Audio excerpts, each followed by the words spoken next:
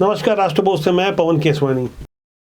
छत्तीसगढ़ में विधानसभा चुनाव से पहले राष्ट्रीय स्तर के नेताओं का यहां आना हो रहा है, खासकर तब जब भारतीय जनता पार्टी ने अपने प्रत्याशियों की पहली सूची जारी कर दी है, तो इससे समय से पहले चुनावी माहौल और ज्यादा तेज हो गया। भिलाई के जयंती स्टेडियम के मैदान में कांग्रेस की राष्ट्रीय महासचिव प्रियंका गांधी वाड्रा का एक कार्यक्रम हुआ। कार्यक्रम का नाम दिया गया राज्य स्तरीय महिला समृद्धि सम्मेलन, जिसमें महिला स्व सहायता समूह के अलावा आसपास के क्षेत्रों से बड़ी संख्या में महिलाएं आई थी। सैकड़ों की संख्या में बसों से उन्हें लाने की व्यवस्था की गई थी। प्रियंका गांधी वाड्रा ने उनके साथ वहां भौरा भी चलाया और सेल्फी भी ली। सोशल मीडिया का दौर है, इस तरह की तस्वीरें अब राजनीति में काफी कीमती हो जाती हैं। मंच से आते ही उन्होंने अपने चित परिचित अंदाज में मोदी सरकार के विरुद्ध हमला बोला, जिसके बाद यह कार्यक्रम शुद्ध रूप से राजनीतिक वातावरण में परिणित हो गया। यह भी गजब संयोग है, जिस वक्त भिलाई में महिला समृद्धि सम्मेलन चल रहा था, तो दिल्ली में महिलाओं के आरक्षण को लेकर राज्यसभा में नई आवाजें गूंज रही थी। लोकसभा में 20 अगस्त को 456 मतों से महिला आरक्षण बिल पास हो गया। राज्यसभा में भी जाहिर तौर पर पास होने के बाद राष्ट्रपति की इस पर मुहर लग जाएगी और इसका बहुत बड़ा क्रेडिट मोदी सरकार को मिलेगा। हालांकि कांग्रेस और अन्य दलों ने भी समर्थन दिया है, लेकिन जिस दल की सरकार होती है और कानून यदि उनके कार्यकाल में आता है, तो जाहिर तौर पर इसके राजनीतिक फायदे तो सत्ताधारी दल को ही मिलते हैं। मौजूदा समय में छत्तीसगढ़ में कांग्रेस की सरकार है और ऐसे में महिला समृद्धि सम्मेलन के माध्यम से मौजूदा राज्य सरकार ने कांग्रेस के पक्ष में जो माहौल बनाने की कवायद की, उसका कितना फायदा हुआ यह तो आने वाला वक्त बताएगा। लेकिन ग्राउंड पर पहुंचकर हमने सभा के बाद इस अंदाजे को समझने की कोशिश की। वहाँ पे यही बताया जो अपने छत्तीसगढ़ के विकास हो रहा है, विकास के बारे में बताया, बहुत अच्छे से समझाया सरकार के द्वारा क्या क्या योजना चला रहे हैं और बहुत अच्छा है हमारे छत्तीसगढ़ का विकास जो हो रहा है। उस विकास में हम सब बहनों को बुला करके हमारी जो अधिकार है उनके बारे में संबोधित किए और हम लोग को जागरूक किए। महिलाओं के उत्थान के लिए ना इन्होंने अच्छी बात बताई है और जो हकीकत है उनको बताई। अच्छा लगा उनकी बात को सुनकर हम लोगों को। अच्छा लगा से सब चीज के बारे में बताई से दीदी मन के आंगनबाड़ी सहायिका वाली मन के बारे में बताई। महिला सशक्तिकरण के लिए कुछ बातें हुई, क्योंकि समुदाय जो समूह से जुड़े हैं ना उन लोग के लिए बहुत फायदेमंद हुए हैं।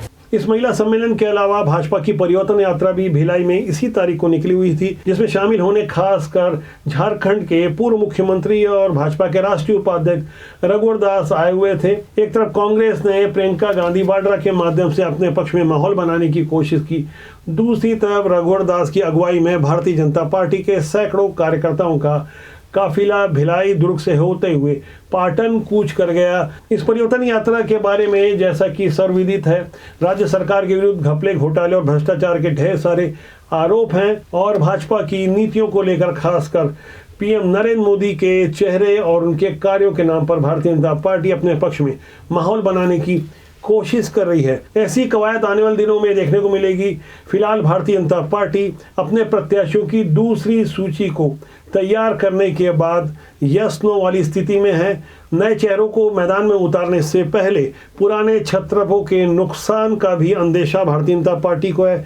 यही कारण है कि जो उनके पास सर्वे के अलावा दूसरी जो रिपोर्ट आई है वह यह है कि जिन्हें टिकट नहीं मिलेगी वो खार खाए बैठे किसी भी हालत में भारतीय जनता पार्टी के नए प्रत्याशी को बर्दाश्त नहीं करने वाले।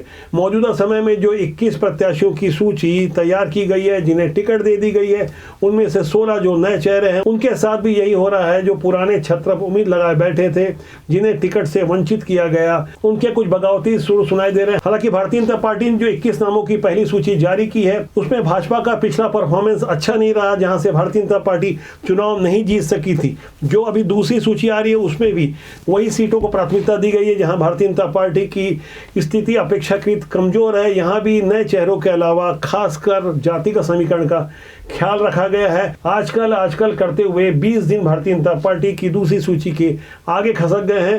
अनुमान लगाया जा रहा था कि रक्षाबंधन के फौरन बाद दूसरी सूची जारी कर दी जाएगी, लेकिन उससे पहले जो बड़ा होमवर्क है, जो समझाने की कोशिश है, पुराने छत्रपों को मनाने की, लगभग वो होमवर्क पूरा हो गया है, उन्हें संकेत दे दिया गया है, इसलिए मायूस बैठे पुराने क्षत्रपों को संगठन के काम में लगाया जा रहा है। छत्तीसगढ़ की राजनीति की बदली हुई तस्वीर हमको जगदलपुर में देखने को मिली।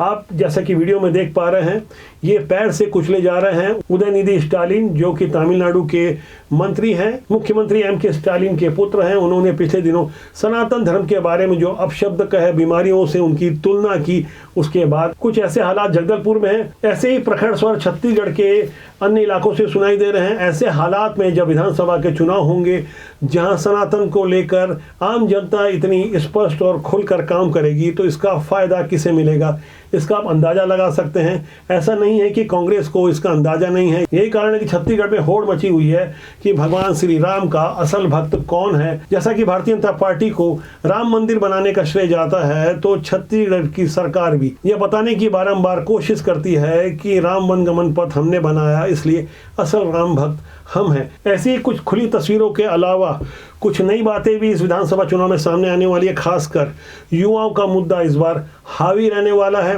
इंटेलिजेंस की जो रिपोर्ट आई है और जिस तरह से एक सर्वे हुआ और पता चला कि छत्तीसगढ़ में 16 से लेकर 29 साल के बीच 48 लाख युवा हैं, जिसमें बड़ी संख्या में वो हैं जो पहली बार मतदान करेंगे। इनका झुकाव किसकी तरफ है? इस वर्ग का झुकाव जिसके तरफ होगा, जाहिर तौर पर पलड़ा उन्हीं का भारी रहेगा। यही कारण है कि छत्तीसगढ़ के पूर्व IAS और वर्तमान में भारतीय जनता पार्टी के युवा महासचिव OP चौधरी लगातार मुखर होकर CGPSC की मेरिट लिस्ट में हुई धांधली का मुद्दा बार बार उठा रहे हैं।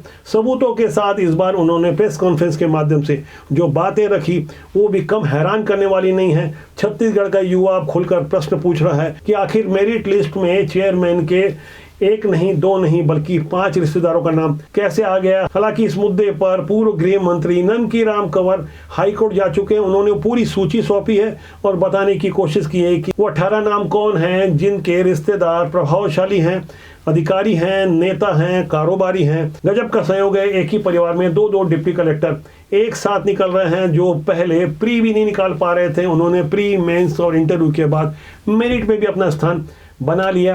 OP चौधरी ने एक प्रश्न रखा है जिसे मैं आपके साथ साझा कर रहा हूं। यहाँ हम समझने की कोशिश कर रहे हैं कि इस बात में कितनी सच्चाई है। आप भी यदि गौर करें तो OP चौधरी ने मीडिया के सामने प्रश्न उठाया था कि CGPSC में 8 अंक का एक प्रश्न था कि 1857 की क्रांति में वीर हनुमान सिंह के योगदान का वर्णन कीजिए।